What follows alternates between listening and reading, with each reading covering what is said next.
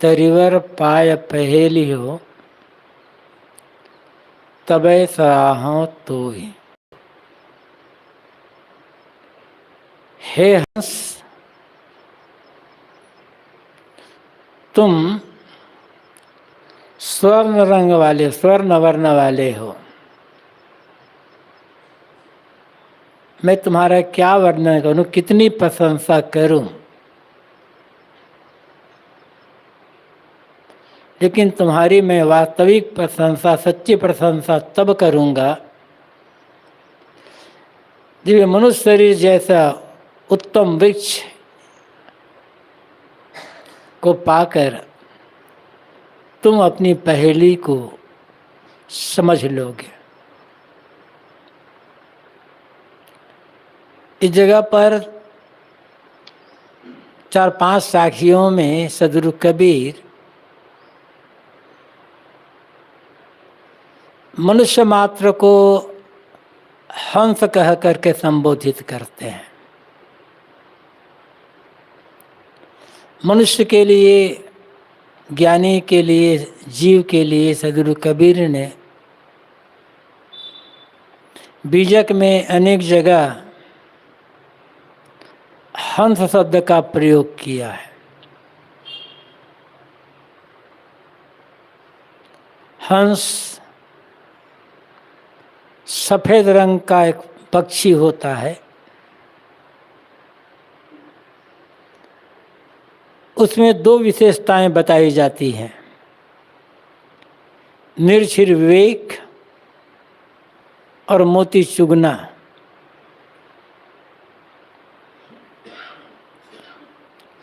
मनुष्य हंस है क्योंकि मनुष्य मात्र में स्वाभाविक रूप से विवेक की शक्ति है। विवेक शक्ति मनुष्य को कहीं बाहर से पाना नहीं है।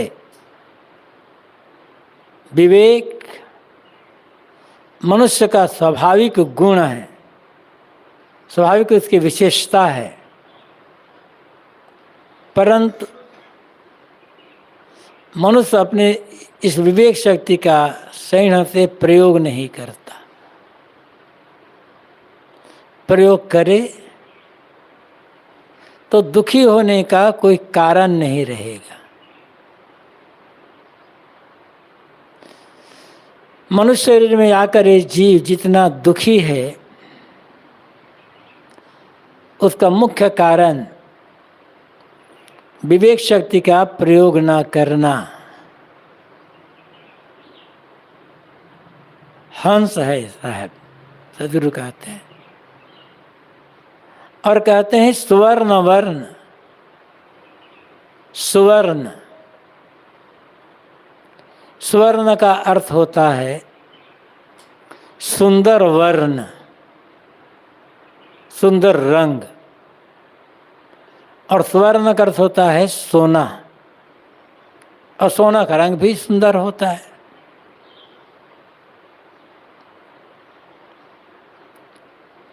सदगुरु कबीर कहते हैं कि ऐ हंस, तुम उत्तम लक्षण वाले हो। यहाँ पर सुवर्ण वर्ण का अर्थ यह है, मनुष्य उत्तम लक्षणों वाला है। उत्तम लक्षणों वाला इसलिए है कि शरीर में अपना वह कल्याण कर सकता है, पूरा का पूरा दुखों से बचा सकता है, और अपने साथ साथ दूसरों के कल्याण में भी सहभागी बन सकता है।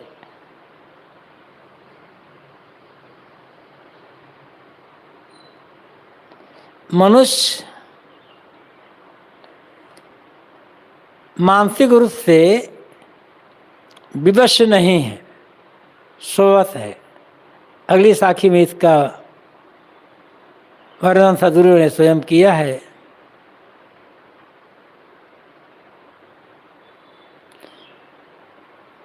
विवेक की शक्ति का होना यह सुंदर लक्षणों वाला होना है।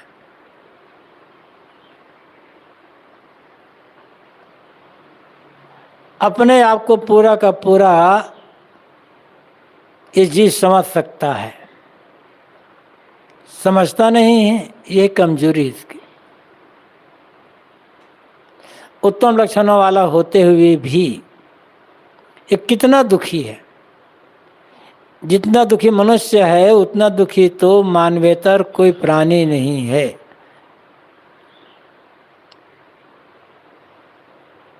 सदगुरु कहते हैं कि ऐ मनुष्य, ऐ साधक, तुम हंस हो, अपने हंसत्व को समझो और उत्तम लक्षणों वाले हो,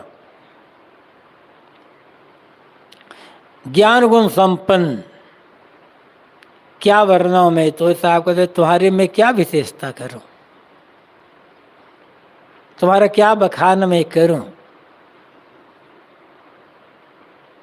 इतना जरूर है, तरिवर पाए पहले हो। तरिवर, तरवर का अर्थ होता है वृक्ष। यहाँ वृक्ष का अर्थ है ये मानव शरीर।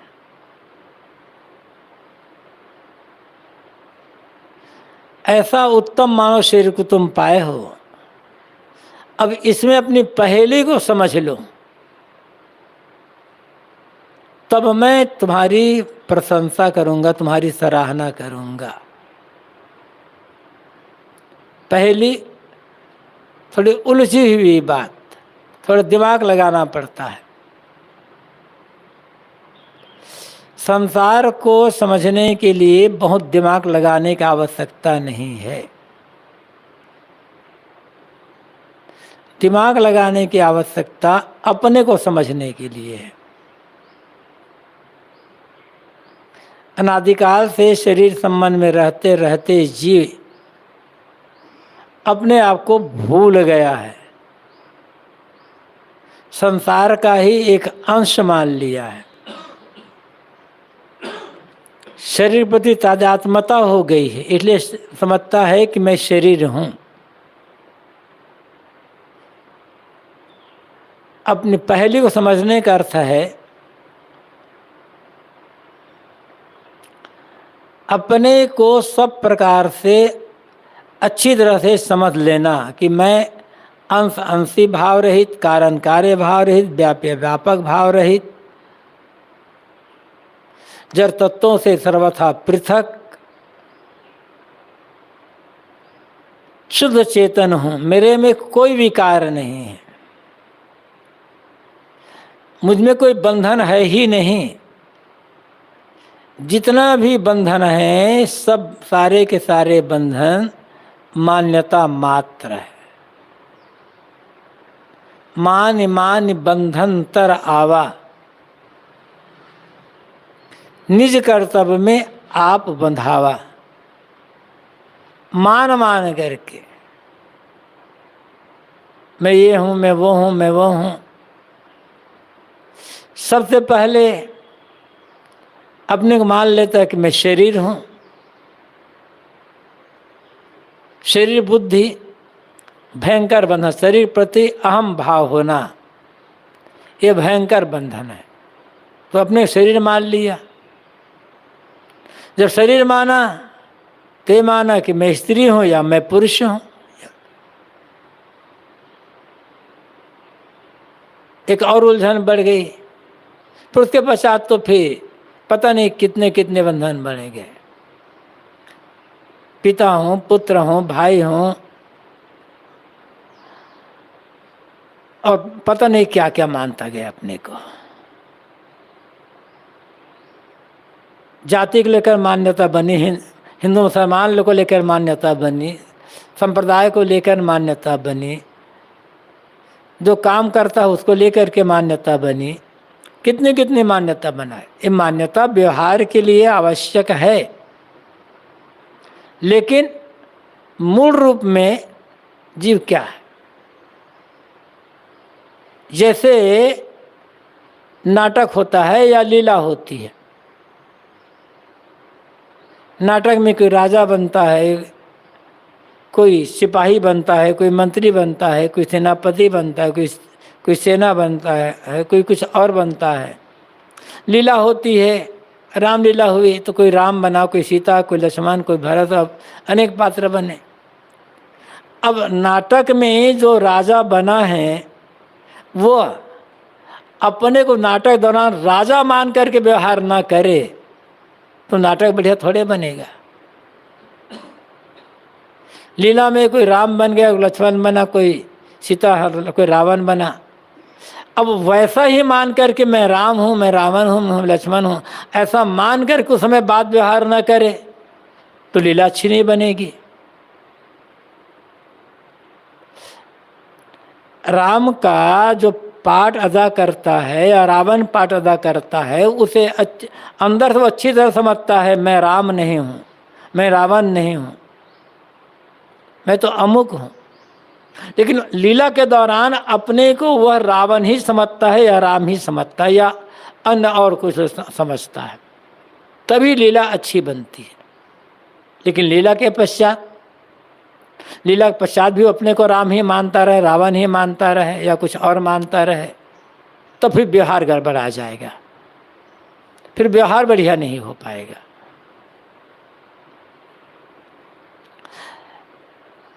रात में नाटक हुआ, कोई राजा बना और राजा बन करके व्यवहार कर रहा, बात कर रहा है। सुबह हुई, नाटक खत्म हो गया, घर में आए तो भी वैसे राजा बनकर व्यवहार करने लगे, तब परिवार तो नहीं चलेगा, व्यवहार तो नहीं चलेगा। तो रात में नाटक के दौरान ही राजा था, नाटक खत्म हुआ, राजा का भाव खत्म। तो ऐसे ही एक मान्यता होती है।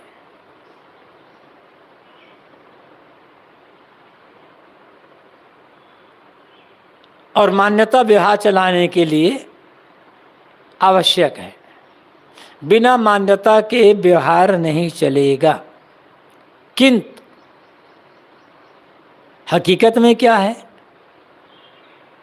न स्त्री न पुरुष न नपुंसक, मनुष्य, अमनुष्य भी नहीं, जीव।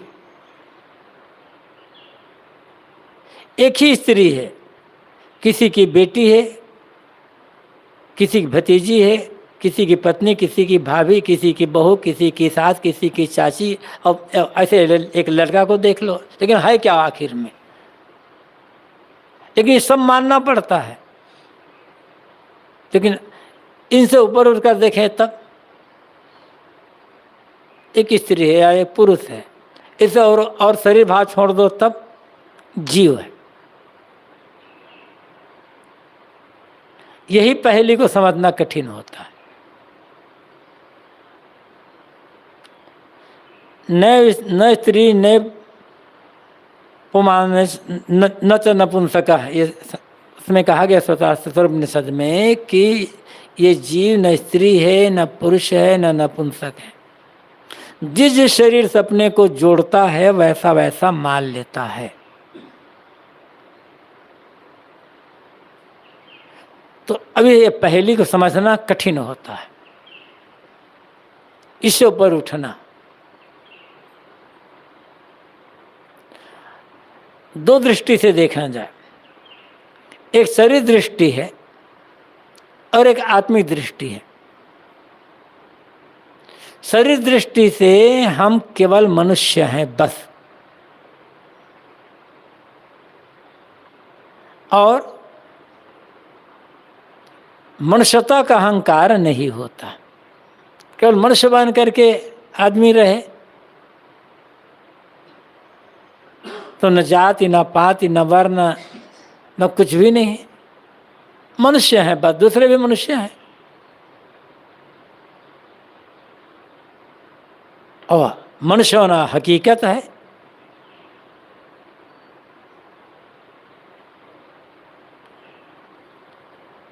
अपने मातृवंश में न ब्राह्मण मानना, न शूद्र मानना, न क्षत्रिय वैश्य मानना, न अन्य जाति का मानना, न हिंदू मानना, न मुसलमान मानना, न चपरासी अफसर क्लर्क मानना, न नेता मंत्री मानना, न तो अपने को गरीब और धनी मानना, कुछ न माने तो कितना सुंदर व्यवहार होगा। जब जोड़ लेता है आदमी, अपने को मान लेता है, थोड़ा सा धन बढ़ा, मान लिया मैं धनवान, अब गरीबों को तिरस्कृत दृष्टि से देख रहा है, नौकर से गाली देकर बात कर रहा है, पता नहीं ऐसे क्या हर जगह देख लो। यही तो पहेली है, इसको कहाँ समझ पाते हैं। नौकर भी एक मनुष्य है, मालिक भी मनुष्य है। जो मुझे चाहिए वो नौकर को चाहिए। जैसे मुझे सुख दुख होता है वैसे एक नौकर को सुख दुख होता है। जैसे मुझे सुख दुख होता है वैसे एक चपरासी को सुख दुख होता है। इस प्रकार से समझ करके मनुष्यता का व्यवहार किया जाए। ठीक है, अफसर अफसर है, चपरासी चपरासी है, लेकिन कब तक? जब तक ऑफिस में है तब तक, और बाहर निकल गया तब। दोनों तो मनुष्य है ना। लेकिन इस पहली को कहाँ समझा जाता है? जो अफसर है वो जिंदगी भर अफसर को जब दफ्तर में तो भी अफसर मानता है, और बाहर निकल गया तो भी अफसर मानेगा। चपरासी दफ्तर में है जब तक तब तक अपने को चपरासी मानता ही है, बाहर निकल गया, उससे छुट्टी हो गई दफ्तर से तो भी मान रहा कि मैं चपरासी हूँ। बस यही तो गड़बड़ी हो जाती है व्यवहार में।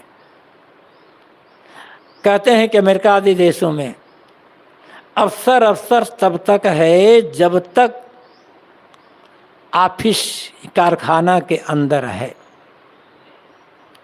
चपरासी चपरासी तब तक है, मजदूर मजदूर तब तक है जब तक ऑफिस या कारखाना में है। छुट्टी हो गई, बाहर निकल गए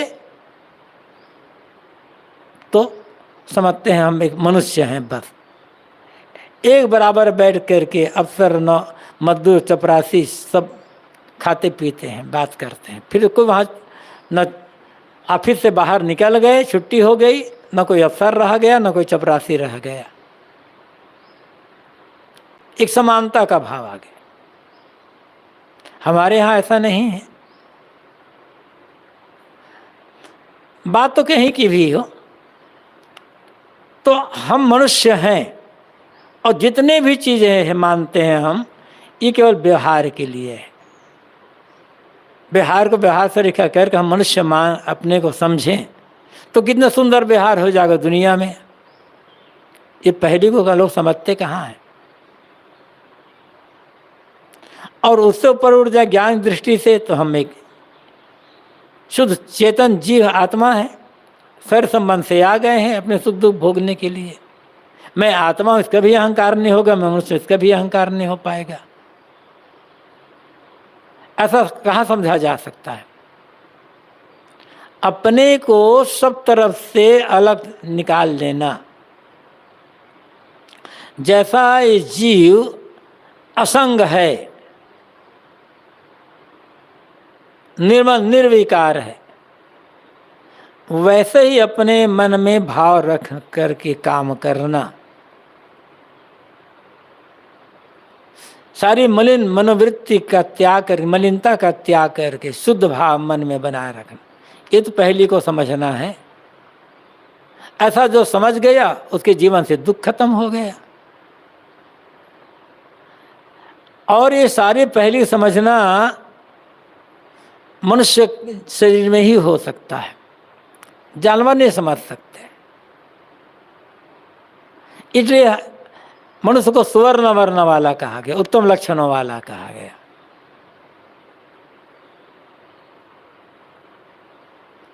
किसी जानवर को तो नहीं कहा गया उत्तम लक्षणों वाला। लेकिन आदमी जितना यहाँ उलझता है उतना बाहर कहाँ उलझता है। पहली पहली ही बनी रह जाती है और आदमी उलझ उलझ करके उसी में दुखी बना रहता है और दुखी हो करके ही संसार से चला जाता है। तो हंसा तू स्वर्ण वर्ण क्या वर्णों में तो तरिवर पाए पहली हो तबे सराहो। तो सदगुरु कहते हैं ऐ हंस तू सुंदर वर्ण वाले हो, उत्तम लक्षणों वाले तुम हो। तुम्हारे पास सारी स्वावस्था है, सारी शक्ति है। आज मानव जीवन में पहली को समझ लो कि तुम कुछ नहीं हो, तुम्हारा भी कुछ नहीं है।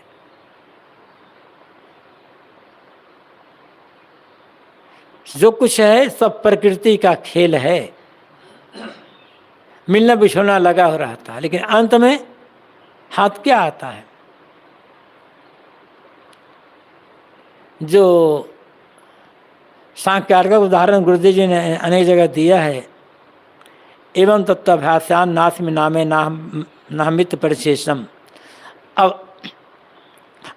अविपर्याद विशुद्धम केवल मुत्पत्ति ज्ञानम। एवं तत्वाभ्यासान, एवं तत्वाभ्यासात, इस प्रकार तत्व का अभ्यास हो जाने से, तत्व का अभ्यास होने का अर्थ क्या है? अपने आप को प्रकृति से सर्वथा अलग समझ लेना, और जो कुछ भी हो रहा है सब प्रकृति का खेल है, इससे मुझे कोई लेना देना नहीं है। मैं तो प्रकृति से सर्वथा शुद्ध असंग पुरुष तत्व हूँ। वहाँ जीव चेतन आत्मा के लिए पुरुष शब्द का प्रयोग किया गया है। तो इस प्रकार से जब तत्व का पूरी तरह से अभ्यास हो गया, तत्व बोध हो गया, तब नास्मि नाहम नामे, न मैं हूँ, न मेरा है, न मेरा कर्तृत्व है, न मेरा भोक्तित्व है, और न मैं कुछ हूँ। इस प्रकार से भाव हो गया। अविपर्याद विशुद्धम, अविपर्य, विपर्य मतलब उल्टा, अविपर्य मतलब सीधा। इस प्रकार सीधा, सही, वास्तविक, विशुद्धम, वास्तविक ज्ञान हो जाने पर जीव तो पुरुष तो असंग है ही अकेला, केवल मुत्पत्ति ज्ञानम, विशुद्ध ज्ञान उत्पन्न होता है और जीव का कैवल्य होता है। एक पास एक मोटा अर्थ इसका है। एक उदाहरण गुरुदेव जी ने अनेक जगह दिया है, यही पहली को समझना है। न मैं, देखो ये कहा जाता है कि जो कर्ता होता है वही भोक्ता होता है। जो जैसा कर्म करेगा वैसा फल भोग भोगेगा। लेकिन ये भी देखना पड़ेगा कि स्वाभाविक रूप से जीव न करता है न भोगता है। कर्ता भोक्ता जीव होता है तो शरीर संबंध से, जीव दृष्टा कब तक है? शरीर संबंध से। मन तब मन है जब तक तब तक। तो अपने को ऐसा समझ करके सबसे असंग कला, शरीर रहते रहते और असंग, और पहले समझने का अर्थ क्या है? निर्मोह, अनासक्त, निष्काम हो जाना। तब तो पहले को समझा गया। निर्मोह, अनासक्त, निष्काम हो गया तो दुख रह ही नहीं गया। साहब कहते हैं ऐसा अपने को जब सब तरफ से निकाल लोगे तबे सराहो तो तब मैं तुम्हारी प्रशंसा करूंगा। तुम्हारी प्रशंसा तब होगी। हंसा तू तो सबल था, हल्की अपनी चाल, रंग कुरंगे रंगिया, किया और लगवार। यहाँ साहब और जोरदार भाषा में कहते हैं, ऐ हंस तू सबल था और सबल है, किंतु हल्की अपनी चाल, अपनी गलत चाल के कारण से तुम हल्के बन गए हो। गलत चाल क्या है? रंग कुरंगे रंग, कुरंग में रंग जाना, गलत रंग में रंग जाना।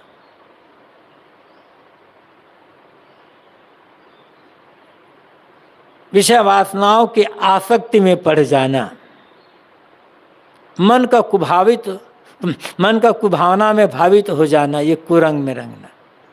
किया और लगवार, और अपने ऊपर अपना कोई दूसरा मालिक मान लेना, यही दो हल्की चाल है।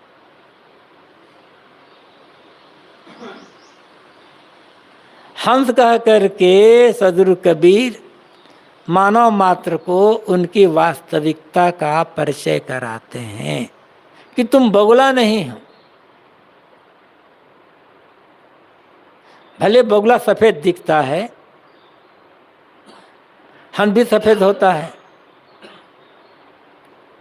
आगे साखी में अभी आएगा ही, हंस बगु देखा एक रंग, दोनों के एक रंग है। साहब कहते तुम बगुला नहीं हो, स्वाभाविक रूप से तुम अशुद्ध नहीं हो, तुम कमजोर नहीं हो,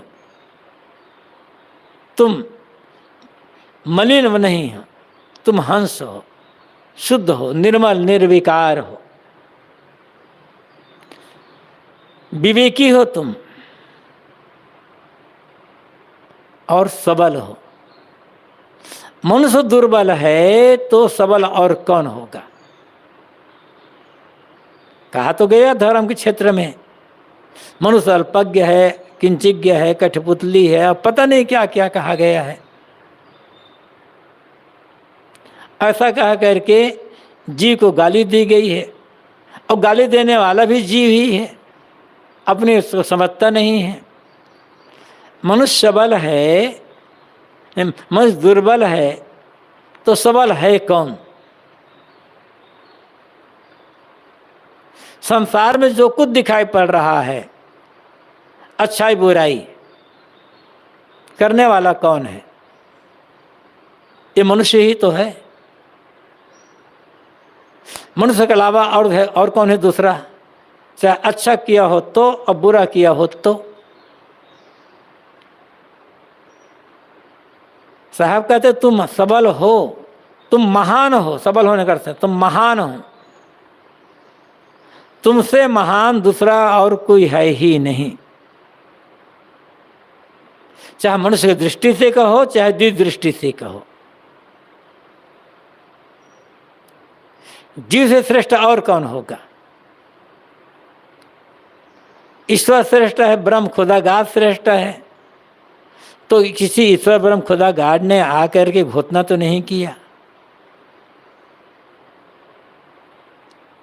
कुछ लोगों को बताया होगा ईश्वर ने आकर के, देखो तुम दुर्बल हो और मैं सबल हूं। तो ऐसा आकर चुपके से सबके कान में कह देता तो कितना बढ़िया होता। तो सब लोग के सब मान लेते हैं।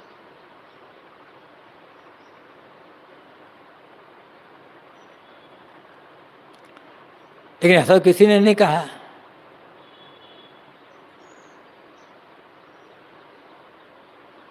ख्याल होता है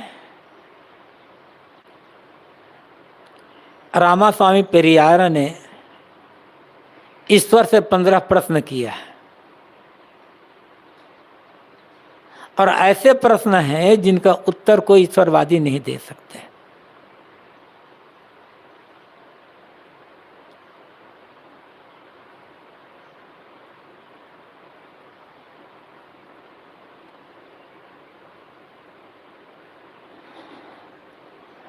YouTube में भी आता है, उसका कई जगह आता है, लेकिन बड़े मार्मिक प्रश्न है वो।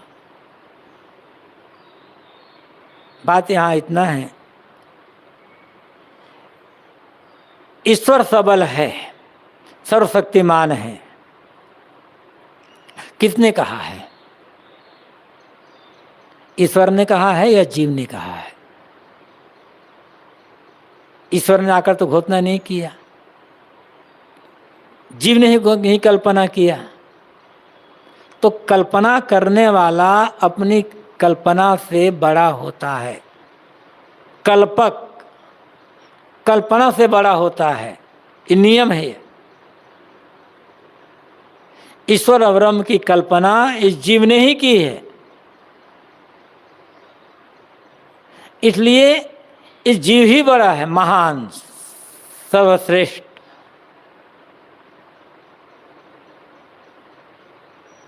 लेकिन साहब कहते हैं हल्की अपनी चाल, गलत चाल के कारण से हल्का हो गया है ये जीव। हल्का होने का मतलब क्या है। दुखी हो जाना, भटक जाना, अपने को ना समझना, ये हल्का होना। ऐसा नहीं कि वजन में हल्का हो गया, पहले बहुत भारी था, अब गलत चाल के कारण से हल्का हो गया वो जी का वजन घट गया, ऐसा तो नहीं है। हल्का गरवा जाए ना, तौली साहब ने कहा है, जी को हम ना हल्का कह सकते हैं, न गरवा कह सकते हैं, क्योंकि जी को तौला नहीं जा सकता। हल्का होने का मतलब दुखी होना, हल्का होने का मतलब जगह जगह गिड़गिड़ाते रहना, नाक रगड़ते रहना, भीख मांगते रहना। जो हल्का होगा, जिसे अपनी सत्ता का भान नहीं होगा, वही तो जगह जगह नाक रगड़ेगा, गिड़गिड़ाएगा, वही तो भीख मांगता रहेगा जगह जगह। जो सबल होगा वो भीख क्यों मांगेगा, क्यों गिड़गिड़ाएगा? और भीख मांगना भी होगा तो किसी आदमी से मांगेगा, वो मंदिर में जाकर के भीख क्यों मांगेगा? जो अपने पर बैठी मक्खी को दूर नहीं कर सकती है, वो आदमी को क्या देगा?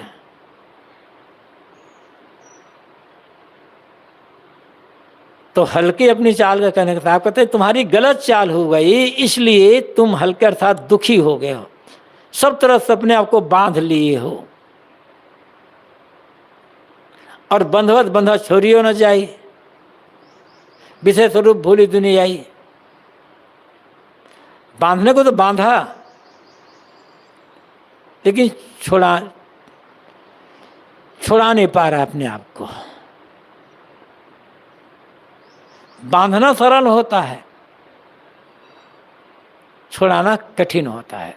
छुड़ा सकता है, जब चाहे तब छुड़ा सकता है, लेकिन अपनी सबलता, अपनी महानता को समझे तब। यहाँ भी साहब वही बात कहते हैं, विषय स्वरूप भूली दुनियाई। दुनिया के लोग भूल गए, क्यों? विषयों को अपना स्वरूप मान करके। भूलने का मुख्य एक कारण ये है, विषयों को अपना स्वरूप मानना। यहाँ साहब कहते हैं, रंग कुरंगे रंगिया, कुरंग में रंग गया। कुरंग में रंगना यही है, विषय को अपने स्वरूप मान लेना। मैं शरीर हूँ, यह भाव पैदा होगा। फिर शब्द, स्पर्श, रूप, रस, गंध, 5 ज्ञानेंद्रियों के जो 5 विषय हैं, इनको ही जीवन का लक्ष्य मान लेना। और जितना लक्ष्य मानकर जितना ही आदमी इन विषयों का उपभोग करता चला जाता है, उतनी ही आसक्ति बढ़ती चली जाती है, तृष्णा बढ़ती चली जाती है।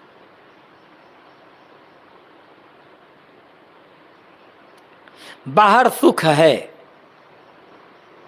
मेरे सुख का आधार, मेरे आनंद का आधार बाहर है, ये कुरंग में रंगना है। जिसके सुख का आधार बाहर होगा, चाहे पदार्थ रूप में हो चाहे प्राणी के रूप में हो, वह आदमी जीवन में कभी सच्चा सुखी नहीं हो सकता, कभी नहीं हो सकता। क्योंकि उस सुख का आधार बदलता रहेगा, छूटता रहेगा। कोई ऐसा पदार्थ नहीं है जो सदैव साथ में बना रहे, कोई ऐसा प्राणी नहीं है जो सदैव साथ में बना रहे। वो तो बदलता रहेगा ना, छूटता रहेगा। तो सुख का आधार भी बदलता रहेगा और छूटता रहेगा। तो ऐसा आदमी सच्चा सुखी कैसे हो सकता है? तो मेरे सुख का आधार ये सांसारिक प्राणी पदार्थ हैं, ये कुरंग में रंगना है। देह द्वारा छक्कर के इंद्रियों के भोगों को भोगना जीवन का उद्देश्य है, ये कुरंग में रंगना है। खूब धन दौलत बटोर लेना, ये जीवन लक्ष्य है, ये कुरंग में रंग जाना है।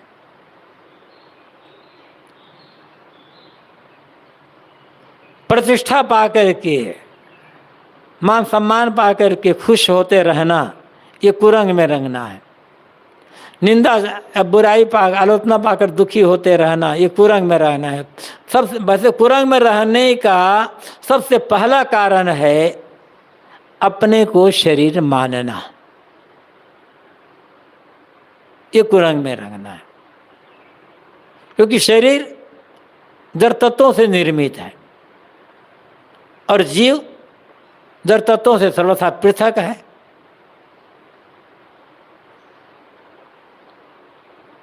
तो जब मैं शरीर हूं ये भाव आया तो सबसे पहला भाव क्या होगा? मौत का डर, मर न जाऊं। शरीर भाव आया, मैं शरीर हूं, तो सबसे पहला भय होता है मौत का। और जिसे मौत का डर हमेशा सता रहा है वो सुखी जीवन कैसे जिएगा? आनंद से निश्चिंत होकर जीवन कैसे व्यतीत कर सकेगा? हमेशा भयभीत बना रहेगा। और मैं शरीर हूं ये भाव है तो भी शुद्धता का बोध नहीं होगा कि शरीर तो मलिन है, कितना भी इसको साफ कर लो ये शुद्ध ही रहेगा। और मैं शरीर हूं तब भाव आएगा इस शरीर द्वारा इंद्रियों के भोगों को भोगना जीवन का उद्देश्य है। और जितना भोगों को होता जाएगा उतना मन मलिन होता जाएगा, मलिनता चढ़ती चली जाएगी, सबलता तो मिटेगी ही, आसक्ति बनती जाएगी, वहीं आदमी कमजोर होता जाएगा। जिस विषय में या जिस किसी के लिए जिसकी कोई आसक्ति नहीं है, जिसके लिए कोई मोह नहीं है, उसके लिए कौन सा दुख है?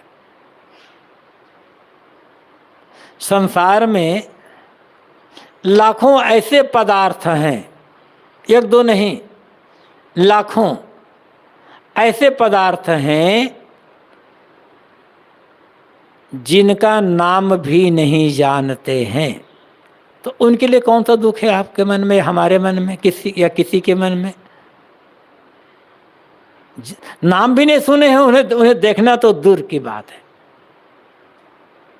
उनके लिए तो कोई दुख नहीं है। जो हमारी इंद्रियों के सामने आता जाता है और जब संपर्क होता है, अनुकूलता का भ्रम होता है, तो बार बार उस विषय का उपभोग होता चला जाता है।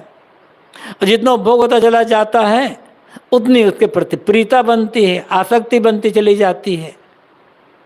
और आसक्ति बनी कि दुर्बलता आई, इसके बिना मैं रह नहीं सकता, इसके बिना मैं जी नहीं सकता, ये तो दुर्बलता है ना।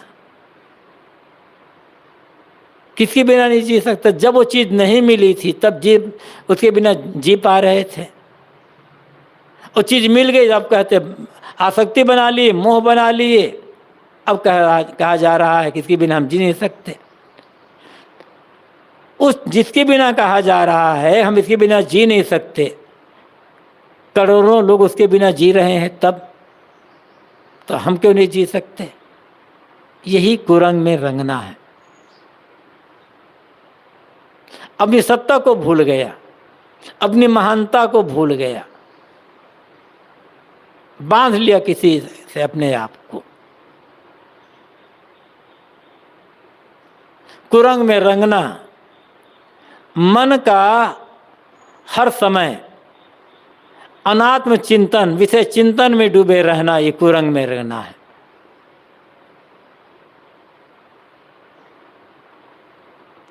और मन क्या सोचता है सुबह से शाम तक? अनात्म, अनात्म सब विषय है। सुबह शाम तक क्या सोचता है तो मन? वही संसारी भाव, राग रंग की बातें, राग द्वेष की बातें, और संसारी मतलब राग, द्वेष, ईर्ष्या, घृणा, लोभ, मोह, विषय वासना की बातें सोचना, ये सभी संसारी भाव है। तो कुरंग में तो रंगेगा ना मन, और कुरंग में रंगेगा तो उतना ही सबलता मिटती जाएगी, दुर्बल होता चला जाएगा ये जीव। जब तक जीवन है, प्राणी और पदार्थों के बीच से ही जीवन गुजर होगा। लेकिन जीवन गुजर करना अलग बात है, आसक्ति बना लेना, मोह बना लेना, ये अलग बात है, ये कमजोरी है।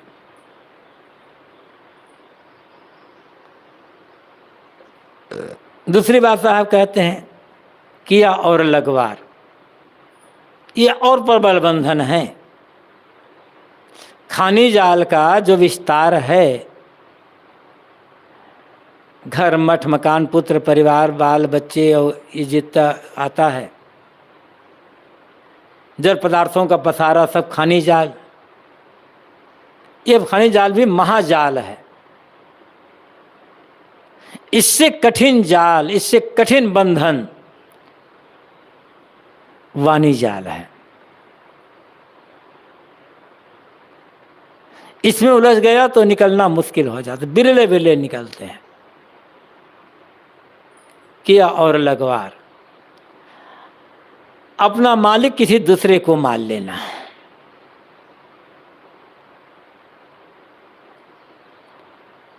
और उसको पाने के लिए रोते रहना, गिड़गिड़ाते रहना, पता नहीं कितने कितने क्या क्या करना। भयंकर बंधन।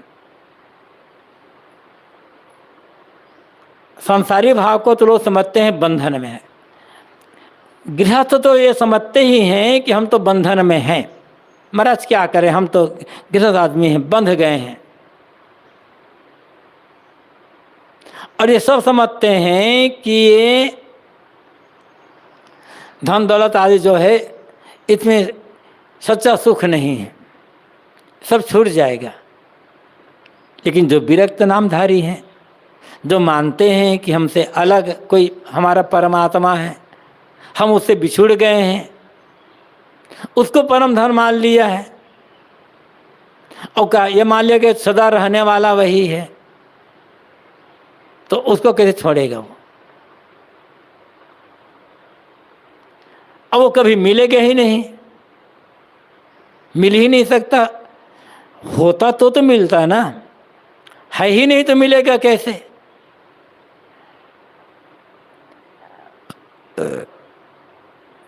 जो पदार्थ है, जिसकी सत्ता है, उसको पाने के लिए तीव्र ललक मन में हो, तीव्र उत्कंठा, और वैसी मेहनत की जाए, उसी धुन में रात दिन वही सवार रहे, तो कभी न कभी वो पदार्थ मिल जाएगा, क्योंकि सत्तावान है। किंतु जिसकी सत्ता ही नहीं है, जो केवल मन से गढ़ करके बनाए गए हैं, उनको पाने के लिए कितना भी प्रयास करो, कितना भी प्रयास करो, वो तो मिल ही नहीं सकता। लेकिन मान लिया गया वही हमारा परम धन है, वो हमारा परम लक्ष्य है, उसकी कृपा के बिना कल्याण हो ही नहीं सकता है। जब वो चाहेगा तभी हमारा कल्याण होगा, हम क्या कर सकते हैं? बहुत गुरु लोग यही कहते हैं, अरे तुम में क्या शक्ति है, इस जीव में क्या शक्ति है, ये माया से तुम पार पाओगे भला? ये भगवान की माया ने बड़े बड़े लोगों को भड़का दिया है, बड़े बड़े ज्ञानी गुणी बैरागी सिद्ध कहलाने वाले लोग माया से पार नहीं पाए, तो तुम जैसे साधारण मनुष्य माया से पार पाओगे? तुम में क्या शक्ति है? कितना भी त्याग वैराग कर लो, कुछ होने वाला नहीं। जब तक ऊपर वाला नहीं चाहेगा तब तक तुम्हारा बंधन कट नहीं सकता है। इसलिए ये त्याग वैराग का चक्कर छोड़ो, ऊपर वाले को जगाओ। तो क्या वो सो गया है? कब तक सोता रहेगा? बहुत लोग तो जगा रहे हैं, रात रात भर हल्ला करते हैं, इतना अभी लाउड इस पर लगा करके एकदम कान फोड़ो आवाज में हल्ला करते रहे थे, तब भी नहीं जाग रहे हैं। तो क्या विश्वास करें कि धीरे से पुकारने से वो जग जाएगा? ऐसा कह देते हैं कि लोग एकदम भ्रम में पड़ जाते हैं।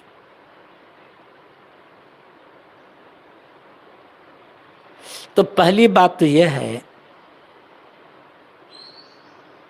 वो तो दयालु है ना, न्यायी है। और जो स्वाभाविक रूप से जो दयालु है वो किसी को कष्ट नहीं दे सकता। जिसके मन में दया का भाव होगा वो किसी को तकलीफ नहीं देगा। और शक्ति चले तक, अब यदि समय है, शक्ति है, तो किसी के दुख को मिटाने का प्रयास करेगा। न मिटा पाएगा तो दुखी के दुख को देकर उसका मन, दयालु का मन द्रवित हो जाएगा। ईश्वर तो दयालु है ना, तो जीवों को बंधन में क्यों बांध दिया है? शुद्ध जीव, मुक्त जीव, उसको बंधन में क्यों बांध दिया? अब रोएगा तब वो बचाएगा, ये तो बात समझ में नहीं आती है। लेकिन लोग यही कहते हैं, बंदी मनावे ते फल पावे, बंदी दिया सो दे। बंदी मनावे ते फल पावे। जो वंदना करके उस भगवान को मना लेगा, रिझा लेगा, वही उसे पाएगा, वही बंधन से मुक्त होगा, वही मुक्ति पाएगा। क्यों? बंदी दिया सो दे। जिन्होंने बंधन दिया है वही मुक्ति भी दे सकता है। तो बंधन भगवान ने दिया, तो भगवान को मनाओ, भगवान मान जाएगा तो बंधन को काट देगा। तो प्रश्न ये, भगवान ने बंधन क्यों दिया? हमने कौन सी गलती की है? बिना गलती किए किसी को जेल में ठूंस देना, ये तो दादागिरी हुई है ना, तानाशाही हुआ है।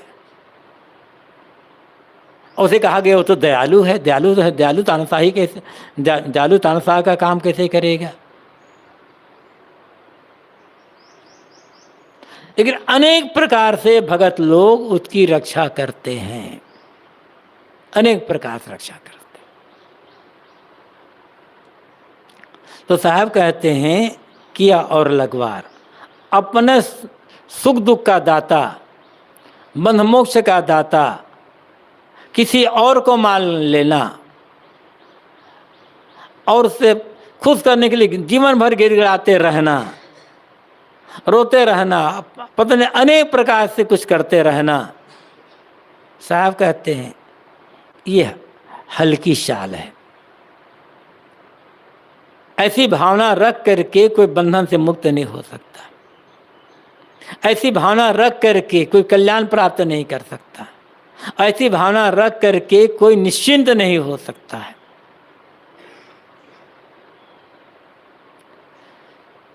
अपने बंधन को बनाने वाला मैं हूं। मेरी जो आसक्ति है, मेरे जो स्वरूप का ज्ञान है और मेरी जो आसक्ति है, विषयों के प्रति जो मोह है, विषयों में सुख का भ्रम है और सुख भ्रम रख करके विषयों का सेवन करना, यही बंधन का कारण है। जब ये बात समझ में आएगी और ऐसा समझ करके विषय सेवन करना बंद कर देगा, उस विषयों का त्याग कर देगा, तब कोई बंधन नहीं रह जाएगा। और फिर किसी को गिराने के सामने, किसी सामने गिराने की आवश्यकता नहीं रह जाएगी। मनुष्य ही मनुष्य का रक्षक है। बाहरी रूप से देखोगे तब मनुष्य ही भटकाने वाला है। गलत प्रेरणा देने वाले मनुष्य ही होते हैं। अनेक प्रकार नशा दुर्व्यसन के सेवन कराने में गलत सीख देने वाले कौन है? मनुष्य है। उनसे मुक्त कराने वाले भक्त सज्जन संत गुरुजन भी मनुष्य ही है। बाहरी रूप से मनुष्य ही भटकाने वाले हैं और मनुष्य ही भटकाव को छुड़ाने वाले हैं। और अंत में तो खुद ही है। खुद का ज्ञान तो दो चीज है। एक स्वरूप का अज्ञान, पहला कारण, और दूसरा कारण जब स्वरूप का ज्ञान हुआ तब विषय सेवन, वासना का उपभोग जीवन का लक्ष्य यह मानना, यह दूसरा कारण। और यही दोनों कारण जीव के हल्के होने का, दुखी होने का मुख्य कारण है। इन दोनों अलावा और कोई कारण नहीं है। विषयों का आसक्ति का सर्वथा त्याग हो गया, जिसे वैराग्य कहा जाता है, और अज्ञान दूर हो गया। मैं देह नहीं हूँ, शुद्ध चेतन हूँ, ये भाव में आ गया तो इसे ज्ञान कहा जाता है। तो स्वरूप का सही ज्ञान हो जाना और विषयों से पूरा वैराग्य हो जाना, बस हल्की चाल का मिट जाना है। और हल्की चाल मिटी तो जीव जैसे सबल है ऐसे सबल रह जाएगा। ये दुर्बल स्वभाव से दुर्बल थोड़े हैं, स्वभाव से अशुद्ध दुखी थोड़े हैं। मान कर दुखी है, मान करके दुर्बल बन गया है। साहब इस साखी में जीव को उसकी सबलता, उसकी वास्तविकता का परिचय कराते हैं। कहते हैं कि तुम दुखी नहीं हो, तुम दुर्बल नहीं हो, तुम किसी के अधीन नहीं हो, किसी के गुलाम नहीं हो, तुम स्वयं मालिक हो। गुलाम बन गए हो तो उसके दो कारण हैं, हल्की अपनी चाल, विषयों की आसक्ति, और अलग से अपना कोई मोक्षदाता मानना। इन दोनों को छोड़ दो, जैसे सबल हो वैसे सबल रह जाओगे और सदा के लिए बंधन दुखों से मुक्त हो जाओगे। बस